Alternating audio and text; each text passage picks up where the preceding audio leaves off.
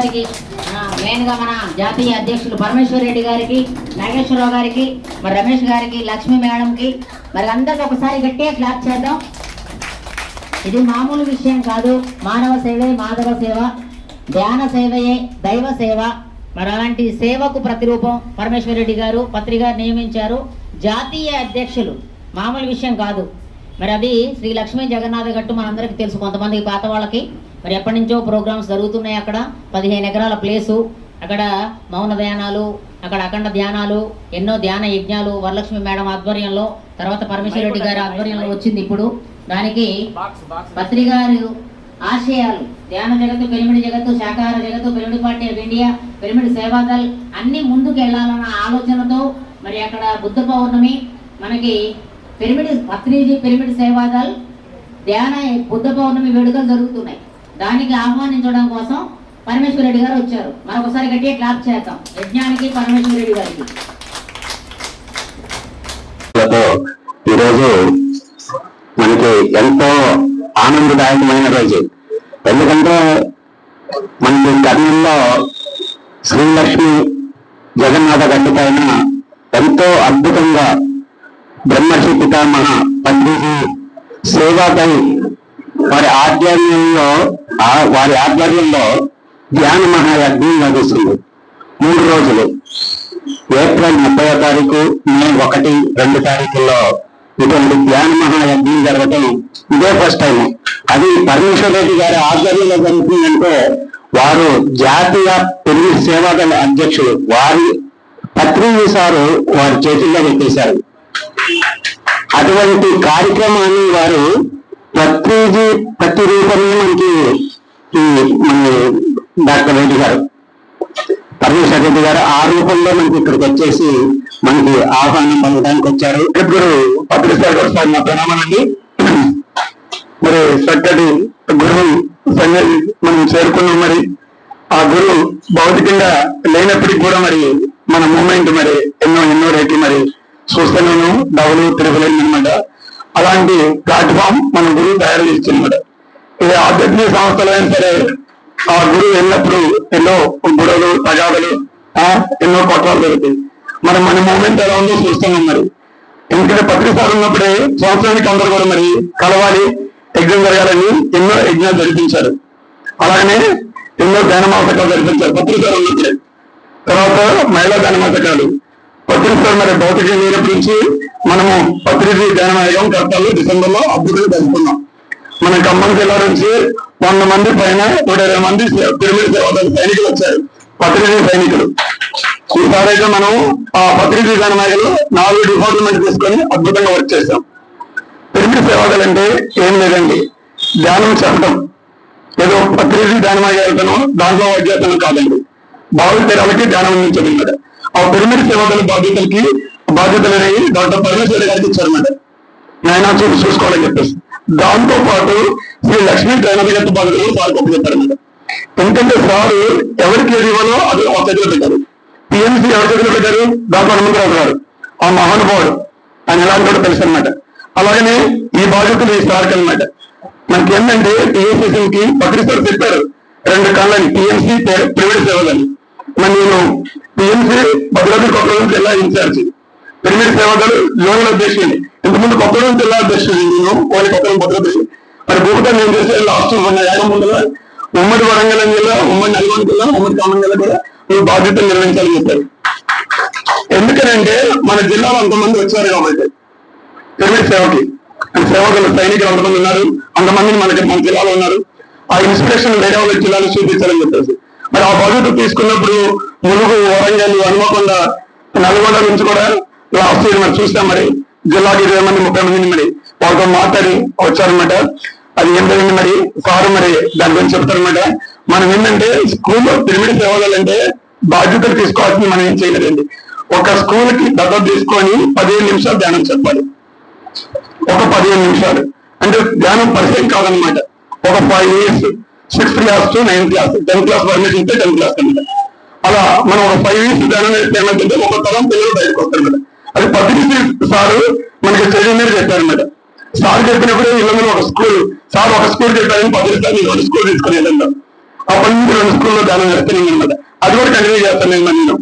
అందుకని ప్రతి ఒక్కళ్ళు కూడా అండి ధ్యానం అందించాలంటే ధ్యానం శాకారం అలాంటి గొప్ప మార్గంలోకి వచ్చాం. మరి సారు దాని గురించి మనం మాట్లాడతారు. మరి ఇక్కడికి వచ్చేసిన మరి పరమేశ్వర రెడ్డి గారు మరి ముందుగా మరి మన విశ్వగురు అయిన బ్రహ్మశెట్టి తామాపతి గారికి నా శుభాభినందనలు.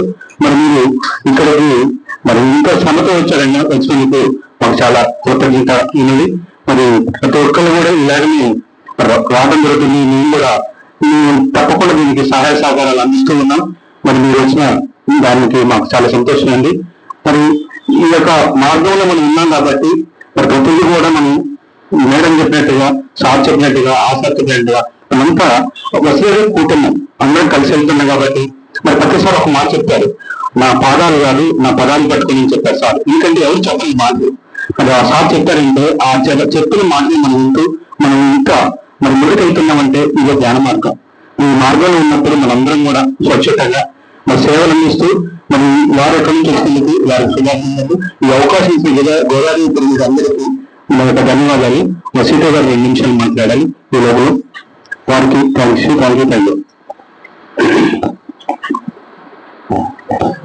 జ్ఞాన మిత్రులకు మరి పితామహాపత్రిజీకి ఒకసారి గట్టిగా ధన్యవాదాలు తెలియజేస్తూ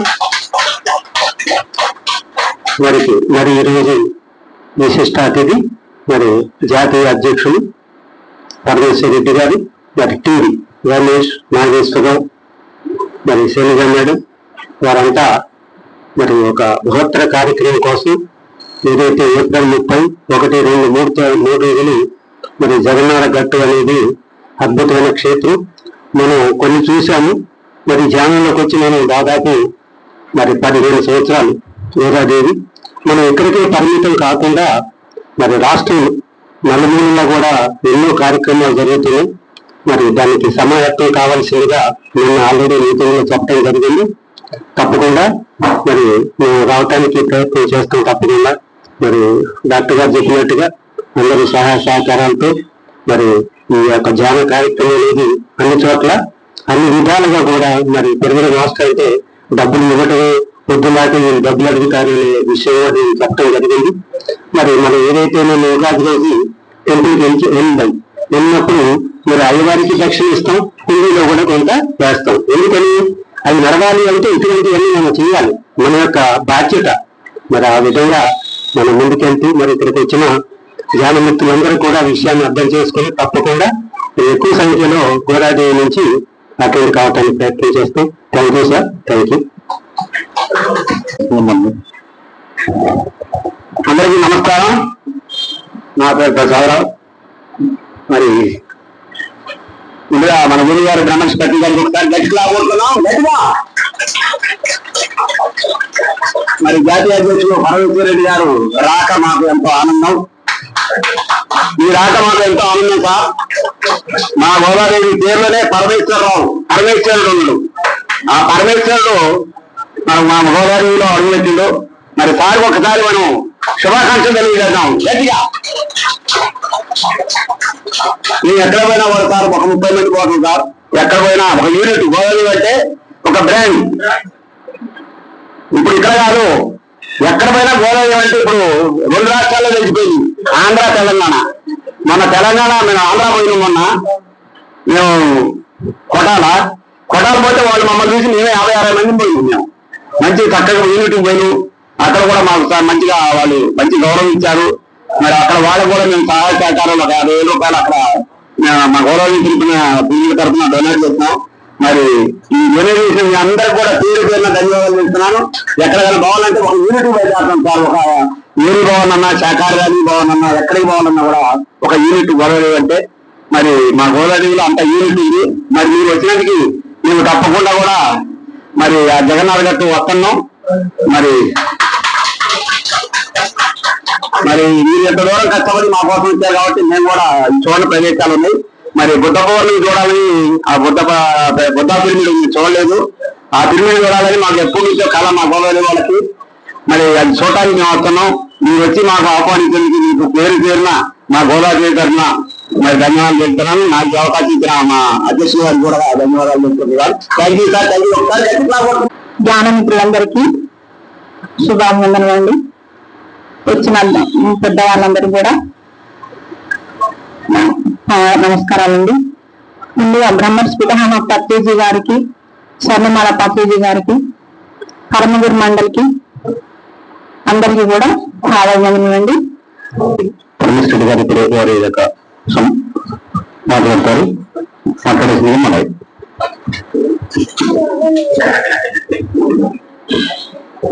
గోదావరి పిరమిడ్ ధ్యాన మందిరం అధ్యక్షులు మరి రామనాథం గారు, మరి వేదికను అలంకరించిన పెద్దలు రమేష్ గారు, మరి నాగేశ్వరరావు గారు, శైలజ మేడం, లక్ష్మి గారు, మరి సీతయ్య గారు, మీ అందరికీ కూడా ప్రసాద్ గారు శుభాభివందనాలు. నా పేరు పరమేశ్వర్ రెడ్డి. నేను వృత్తిరీత్యా డాక్టర్. నేను sugar specialist and physician, sugar specialist. నేను 19 సంవత్సరాల వయసు ఉన్నప్పుడు కొత్తసారి కలిశాను. మరి అప్పటి నుంచి ఇప్పటి వరకు కంటిన్యూ అవుతున్నాను.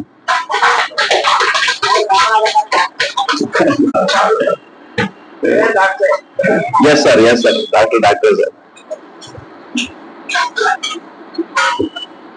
ఈ 30 సంవత్సరాలు కూడా నేను సార్ ఏ ప్రాజెక్ట్ అప్పచెప్తే, ఏ పని అప్పచెప్తే అది చేసుకుంటూ వెళ్ళాను, సాధన చేసుకుంటూ వెళ్ళాను. చిట్ట చివరికి నాకు జగన్నాథ గారు బాధ్యతలు అప్పచెప్పారు. ఆ తర్వాత సేవాదళను అప్పచెప్పారు, పిరమిడ్ సేవాదళని. సేవాదళం ఎలా ఉండాలి అని ఆయన కోరుకున్నారంటే, సత్యసాయిలో సేవాదళం ఎలా ఉందో నాకు అటువంటి సేవాదళం కావాలి అన్నారు ఆయన.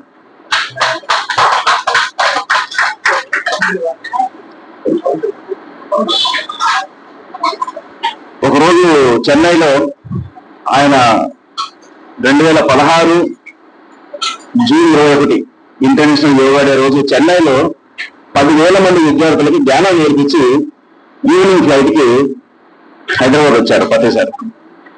ముందు రోజు నాకు పిలుపు వచ్చింది, సార్ రమ్మంటున్నారు, సాయంత్రానికి రమ్మని.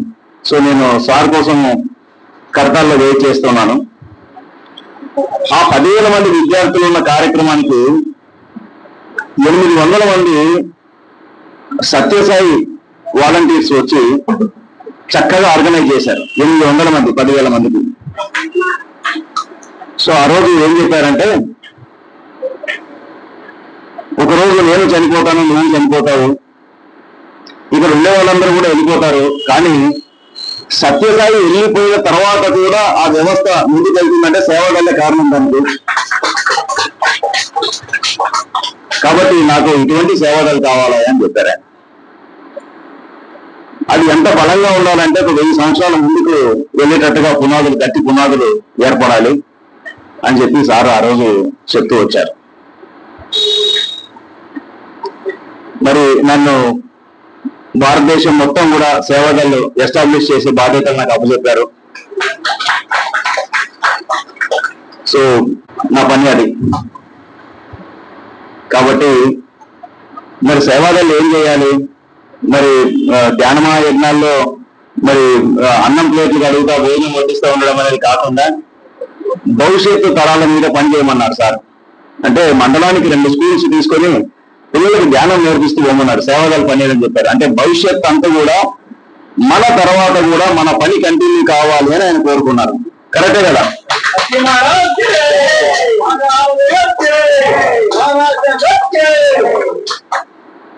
మనం వెళ్ళిపోతాం, రేపు ఎల్లుండి వెళ్ళిపోతాం, అవునా కదా? ఏది శాశ్వతం కాదు, ఎవరు శాశ్వతం కాదు, కానీ మన పని మిగిలి ఉండాల, అవునా కదా? మన పని ముందుకు పోవాలా, గురువు పని ముందుకు పోవాలా. 1000 ఏళ్ళు మినిమం పని చేయాలా సేవదాలని చెప్పారు. మరి దానికి తగినంత మరి పునాదులు వేయాలా లేదా? మనం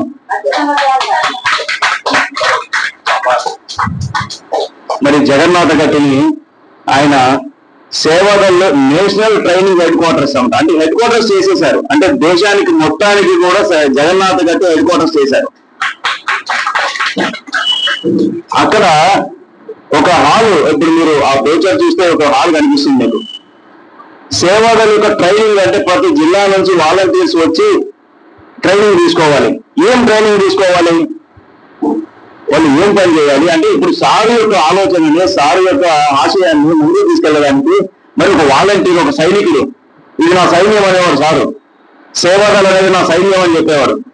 మరి ఆ సైనికుడు ఏం చేయాలి, ఎటువంటి శిక్షణ పొందాలి, సమాజంలోకి అతను ఏం తీసుకెళ్ళాలి, స్కూల్లో ఏం బోధించాలి, సమాజంలో ఆయన ఏం చేయాలి, ఎలా ఉండాలి, అదంతా కూడా ట్రైనింగ్ ఇవ్వబడతాడు. అంటే ఒక సర్జన్ ఆపరేషన్ చేయడానికి స్టెప్ బై స్టెప్ కోసిన తర్వాత ఏం కనిపిస్తుంది, ఆ తర్వాత ఎక్కడ పోయాలి, అంత క్లియర్ కట్ సిలబస్ మరి తయారవుతా ఉంది. అంటే సారు కోరుకున్నట్టుగా 100 సంవత్సరాలు సేవదళం. ఇప్పుడు సత్యసాయిలో ఎలా ఉంది, ఇంకొక 100 ఏళ్ళైనా 200 ఏళ్ళైనా అట్లే ఉంటుంది. అంటే అది అలా చేసి పడేశారు. అవునా కదా? ఆ సేవాదళం మనకి కావాలి, అటువంటి క్రమశిక్షణ కలిగిన సైన్యం కావాలి నాకు అన్నాడు ఆయన.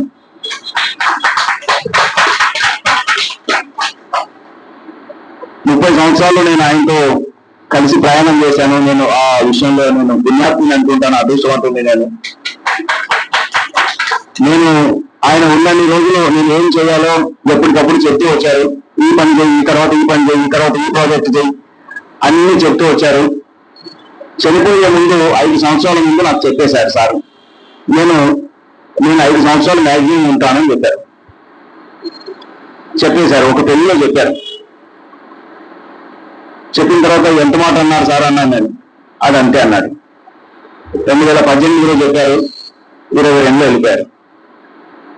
5వ సంవత్సరం. కాబట్టి ఆయన ఉన్నప్పుడు నేను ఏం చేయాలో ఎప్పటికప్పుడు నిర్దేశిస్తూ వచ్చారు. వెళ్ళిపోయే ముందు నేను జీవితాంతం నేను బతుకున్న నాళ్ళు ఏం చేయాలో పని చెప్పేసి వెళ్ళిపోయారు. అర్థమవుతుందా? అది సంగతి. కాబట్టి నా పాత్ క్లియర్ గా ఉంది. నేనేం చేయాలి, నువ్వు జీవించి ఉన్న నాళ్ళు ఈ పనులు చేయాలని చెప్పేశారు. ఆ 4 సంవత్సరాలు కూడా నాకు ట్రైనింగ్ లాంటిది అనమాట. అది ఆయన చెప్పేసిన తర్వాత నెలకోసారి ఖచ్చితంగా పిలుచుకునేవాళ్ళు.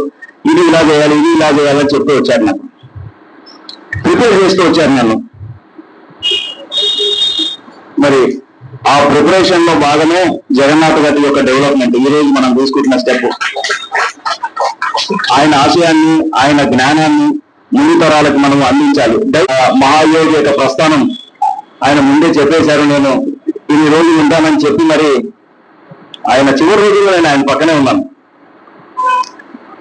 లాస్ట్ 6 months, 7 months, 8 months పక్కనే ఉన్నాను. ముఖ్యంగా లాస్ట్ 33 days ఆల్మోస్ట్ ఆయన ఆ బెడ్రూమ్ నుండి నేను ఇంకో బెడ్రూమ్ లో ఉన్నాను. దురదృష్టవంతుని నేను ఆయన డెత్ ని నేనే డిక్లేర్ చేశాను. ఆయన ఇంక లేరని.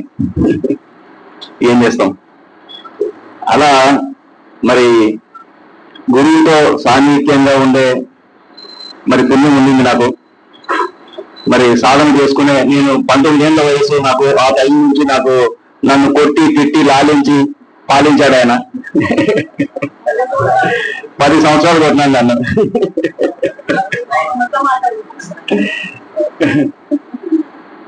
ఆ రోజు ఇంకో విషయం చెప్పలేదు. నా పెళ్లికి వచ్చి నన్ను పెళ్లిలో కొట్టుకున్నాడు.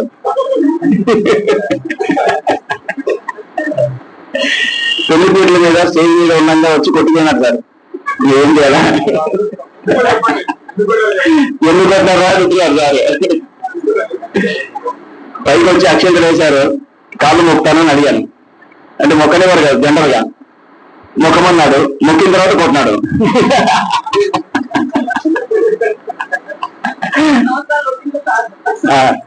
అది పెళ్లిలో కూడా వదలేదు, పెళ్లి తర్వాత కూడా వదలేదు నన్ను. తర్వాత ఆయన కాళ్ళు మొక్కి అట్లా ఉంటుంది. అయింది మనం మొక్కితే ఆయన మొక్కుతారు కదా. పెళ్లిలో అయినా వదిలేస్తాడేమో అనుకున్నాను కానీ ఆ రోజు వదలలేదు.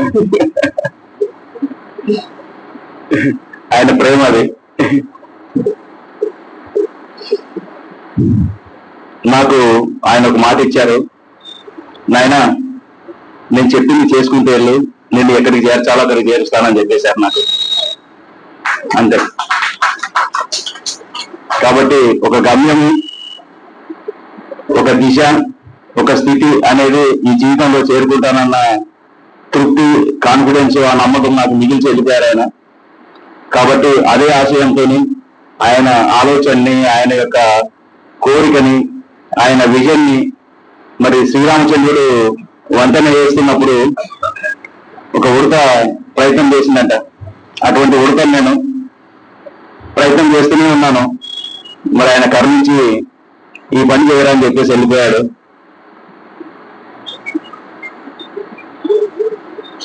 అందులో భాగమే ఈ జగన్నాథ గట్టు. జగన్నాథ గట్టుని లాస్ట్ 1 వీక్ ముందు ఇంకా వెళ్ళిపోతారు, శరీరం ముడుగుతారు అనగా పిలిచారు. నేను పక్క రూమ్లో ఉన్నాను. పిలిచి చేతిలో చేశారు, ఇట్లా రా అని. నాయన జగన్నాథ గట్టుని చూసుకోవాలా అన్నారు. చూసుకుంటాను సార్ అని చెప్పాను. సేవలు నడిపించాలా అన్నారు. నడిపిస్తాను సార్ అని చెప్పాను. నాకు మాట ఇవ్వాలా అన్నారు. నువ్వు బతుకున్న పని చేయాలా అన్నారు. చేస్తాను సార్ అని చెప్పాను. అంటే మరి ఆయన నా జీవితాన్ని ఇంకా చెప్పాలంటే ఆయన పాదాల దగ్గర ఉంచాను నేను. మరి ఈ సేవ చేసుకునే భాగ్యం నాకు ఆయన ఇంకా కల్పించారు. మరి జీవితానికి అంతకన్నా భాగ్యం ఉంటుందని నేను అనుకోవడం లేదు. అది కాబట్టి నాకు ఈ పదవులు ఇదంతా నాకు అర్థం కూడా కాదు చాలాసార్లు. కాకపోతే ఆయన ఇచ్చిన బాధ్యత అది. నేను దేశమంతా తిరగాలనేది నాకు అర్థమైంది. నా పని అది అని అర్థమైంది. చిన్నప్పటి నుంచి ఇలా చేయని చెప్పేసేవారు. అంతే, నేను ఎక్కడో జాబ్ లో ఉంటే వచ్చేసేయనేవాడు. ట్రాన్స్ఫర్ వచ్చేసాడు, పలానా చోట పనులు వచ్చేయనేవాడు. ఎన్నిసార్లు అది వదిలేసి రావడమే. అలా గడిచింది లైఫ్.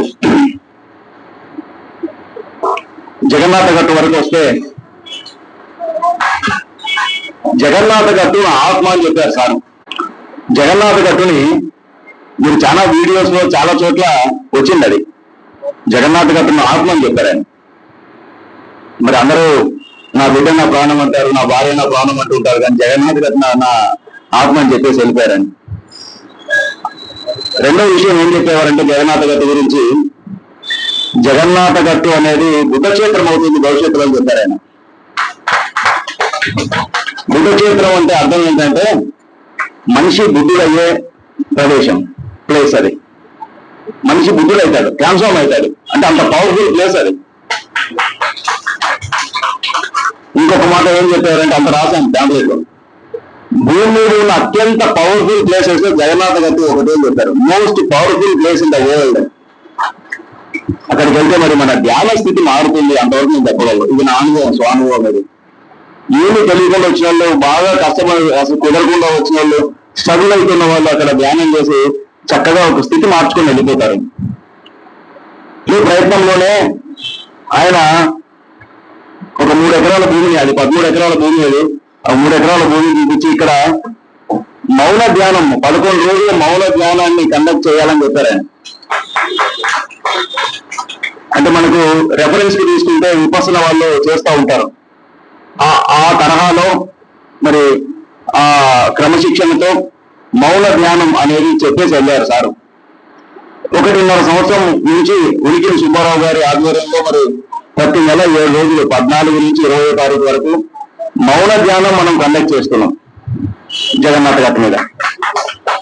మరి ప్రతి నెల పౌర్ణమి మెడిటేషన్ జరుగుతుంది. ప్రతి నెల అమావాస్య, ప్రతి నెల 3 రోజులు సేవదల్ ట్రైనింగ్ స్టార్ట్ అవుతుంది. సేవదల్కి అంటే వాలంటీర్స్ ట్రైనింగ్ స్టార్ట్ అవుతుంది. మరి ఈ ట్రైనింగ్ గురించి ఒక మాట చెప్పాలి. చక్కటి సిలబస్ తయారవుతుంది. మరి భవిష్యత్తుకి మరి రాముడు వేస్తున్న వంతెన ఇది. భవిష్యత్తుకి రామసేతు, సేవదల్ అనేది రామసేతు భవిష్యత్తులోకి. ఏమా? ఎస్, నా రాముడు.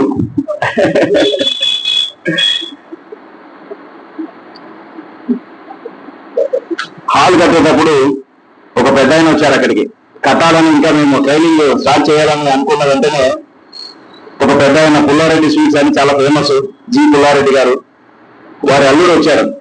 ఆయన భోంచేస్తూ ఏంటి మీ ప్రాజెక్ట్ అని అడిగాడు. స్కూల్లో మండలానికి 2 స్కూల్స్ తీసుకొని పిల్లలకి రెగ్యులర్ గా కంటిన్యూస్ గా ధ్యానం చెప్తామని చెప్తాం.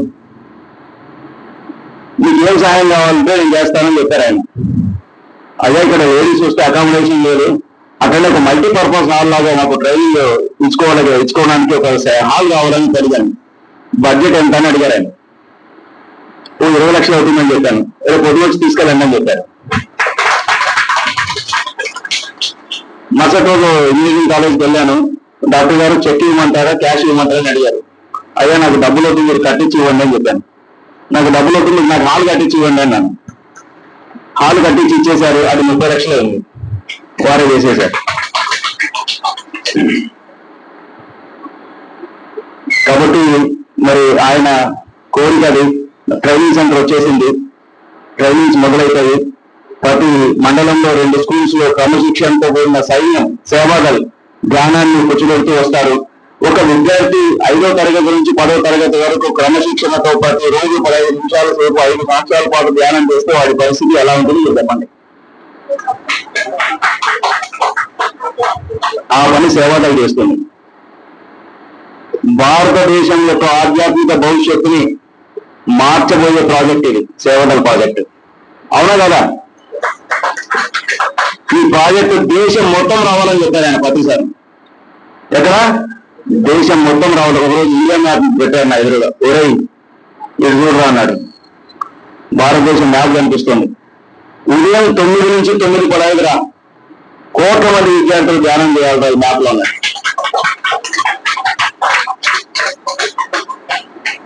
మరి ఆయన కోరిక కోసం మనం అందరం కష్టపడాలి లేదా? చేయాలి కదా? ఎస్, అదొక్క ఇన్స్పిరేషన్ కాదు, అది ఆయన కోరిక. కంట్రీ మొత్తం మెడిటేషన్ చేయాలి. మనం ఇలా 5 సంవత్సరాలు గడుస్తూ ఉంటుంది. లక్షల మంది విద్యార్థులు బయటకు వస్తూ ఉంటారు. అవునా కదా? మండలంతో బయటికి రావడం. ఇంకా మండలానికి 1000 మంది విద్యార్థులకు ధ్యానం చెప్తే ఒక 10 మంది రారా? ఏమా 10 చాలు, వాళ్ళు చాలు. దేశాన్ని మార్చడానికి వాళ్ళు చాలు. దేశాన్ని మార్చడం అంటే ఆధ్యాత్మిక దేశంగా చేస్తారు, ఆధ్యాత్మిక సమాజానికి సృష్టిస్తారు. వాళ్ళు నైతిక విలువలు వస్తాయి, ఆటోమేటిక్ వస్తాయి. ఏమి చెప్పాల్సిన అవసరం లేదు. అతడి ఇది అని చెప్పాలి. వాడిలో ఆ ధర్మం ఆటోమేటిక్ గా వికసిస్తుంది. అది ధర్మం ఆటోమేటిక్ వాడు ధర్మాత్ముడు అవుతాడు. అవునా కదా? ఇలా నవ్వు అలా నవ్వు అని పర్సనాలిటీ డెవలప్మెంట్ అక్కర్లేదు. ధ్యానం చేస్తే లోపల మార్పు వస్తుంది, మన గుణాలు మారుతాయి. ఏం సార్? అరిషడ్ వర్గాలు మారుతాయి లోపల, కామ క్రోధ లోపల అన్ని మార్పులు వస్తాయి. వాడికి ట్రైనింగ్ ఇవ్వాల్సిన అవసరం లే. పర్సనాలిటీ డెవలప్మెంట్ కాదు కావాల్సింది. ఎలా నవ్వాలి, ఎలా శేఖాన్ని ఇచ్చి ఇవ్వాలి కాదు. వాడు నైతికత కలిగిన ఒక మనిషిలాగా, ఒక మానవత్వం కలిగిన మనిషిలాగా రూపాంతరం జరుగుతారు ధ్యానం చేస్తే. అది ప్రతిసారి కోరుకున్నది.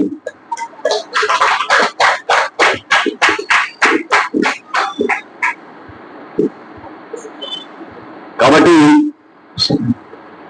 ఈ ప్రయత్నం జరగాలి. అందుకోసం జగన్నాథ గట్టుని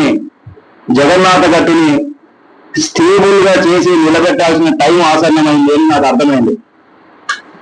అందుకే ఈ యజ్ఞం ప్లాన్ చేశాను. ట్రైనింగ్స్ జరుగుతాయి. పౌర్ణమి ధ్యానము, అమావాస్య ధ్యానము, మౌన ధ్యానాలు, ఇవన్నీ జగన్నాథ గట్టు ఇప్పటికే నెలంతా బిజీగా ఉంటుంది. ఆయన కోరిక అది.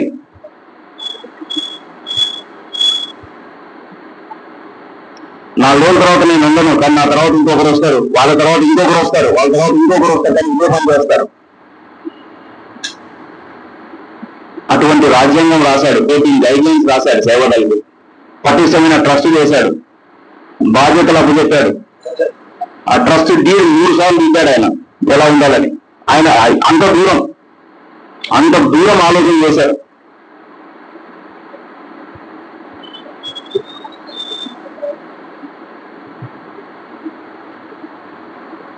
మరి అటువంటి యుద్ధక్షేత్రం మీద మనం యజ్ఞం చేసుకోబోతున్నాము. జగన్నాథ గట్టు మీద మీరు అందరూ రండి. మీరు ముందు అడుగు పెట్టండి. అక్కడికి వస్తారా రారా?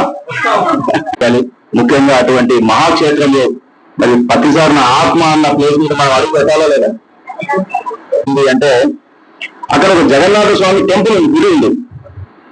ఆ గుడిలో జగన్నాథుడు అంటే మహావిష్ణువు కదా. ఆ విష్ణువు శివుడి రూపంలో శివలింగం స్వయంభూ, అది ఆటోమేటిక్ గా ఎవరు చెక్కలేదు, ఆటోమేటిక్ ఫామ్ అయింది, స్వయంభూ తెలిసింది. ఆ విషయం తెలుసుకున్న శ్రీకృష్ణదేవరాయలు 1100 సంవత్సరాల క్రితం శ్రీకృష్ణదేవరాయలు ఆ గుడి కట్టించాడు. మీకు ఆ గుడి కనిపిస్తుంది. అంటే గుడిలో ఒక సొరంగం ఉండేది. అంటే గతంలో ఆ సొరంగం 25 కిలోమీటర్లు వెళ్ళి తిరిగి రాక ఏదో జరుగుతూ ఉంటే గవర్నమెంట్ దాన్ని తీసేసింది. దాన్ని ఇప్పుడు కూడా ఇంటర్నెట్ లో జగన్నాథ స్వామి కేవ్ టెంపుల్ అంటే అక్కడికి లొకేషన్ వస్తుంది. మేడం జగన్నాథ స్వామి కేవ్ టెంపుల్ అది మిస్టీరియస్ ప్లేస్ అది. తర్వాత 8 కొలలు ఉంటాయి, దేవతల కొలల్లో అంటారు. అంటే అక్కడ పల్లెల్లో ఏం మాట్లాడుకుంటారు, దేవతలు వచ్చి ఆ కొలంలో స్నానం చేస్తారని చెప్పి ఉండేది. ప్రతిసారి ఎప్పుడు ఆ దేవతల కొలం దగ్గర మమ్మల్ని తీసుకుంటారు ట్రక్కింగ్. పౌర్ణమి కోనేరు కాదు, కొలంలో వేరే దేవతల కోనేరు అంటారు. 8 ఉంటాయి మొత్తం గత పెద్దవి.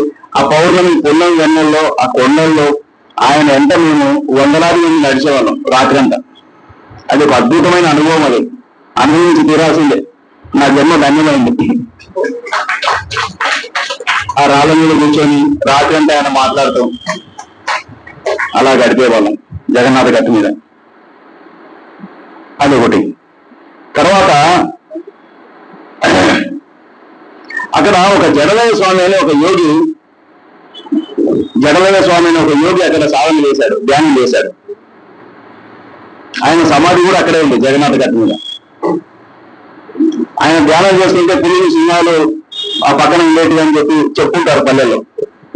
జడలయ్య అంటే ఎందుకంటారంటే ఆయన పేరు ఎవరు తెలియదు. ఆయన నడిస్తే ఆయన జడలు కింద పాకుతున్నాయి కాబట్టి జడలయ్య అన్నారు. అట్లా పిక్కయ్య అట్లా ఇట్లా అంటుంటారు స్వాముల్ని. అట్లా అనమాట. తెలిసిన పేరు ఎవరు తెలియదు. ప్రస్తుతానికి వాళ్ళకి కూడా తెలియలేదు. కాబట్టి అదొక బుద్ధ క్షేత్రం. యాక్చువల్ గా బౌద్ధ ఆరామం అది. 2000 సంవత్సరాల క్రితం బౌద్ధ సన్యాసులు అక్కడ ఉన్నట్టుగా అంతా కూడా ఆ కోనేరు దగ్గర ఉన్న స్తంభాల మీద చెప్పుకున్నారు. ఇప్పటికీ ఉన్నాయి, సింబల్స్ ఉన్నాయి. బుద్ధిస్ట్ మాంసం గుర్తుపట్టారు. అది చరిత్రలోకి వెళ్ళి చూస్తే అది ఒక బౌద్ధ ఆరామం అని తెలిసింది. అంటే 2000 సంవత్సరాల క్రితమే బౌద్ధ సన్యాసులు అంటే బుద్ధుడి వారసులు అందరూ కూడా ధ్యానం చేసిన ప్లేస్ అది. ఇంత చరిత్ర ఉంది జగన్నాథ గట్టికి. ఆ స్థలం గవర్నమెంట్ సార్ కావాలంటే 10 ఎకరాలు ఎక్కడైనా కొలిచి కొందాం సార్ అని చెప్పాము. లేదు నాకు అదే కావాలన్నాడు ఆయన ఆ టైంలో 2000. అది సంగతి. కాబట్టి మరి ఆ క్షేత్రం డెవలప్ అయితే సేవలు నిలబడుకుంటుంది, స్ట్రెంథన్ అవుతుంది, ట్రైనింగ్స్ వస్తాయి. సో అక్కడ వచ్చిన వాళ్ళందరికీ కూడా ఫెసిలిటీస్ వస్తాయి. అందుకే ధ్యాన మరి ప్లాన్ చేయడం జరిగింది. మీరందరూ రావడంతో పాటు మీకు తోచిన సహాయం చేయాల్సిందిగా నేను ప్రార్థించుకుంటున్నాను. వస్తారు కదా? Thank you very much.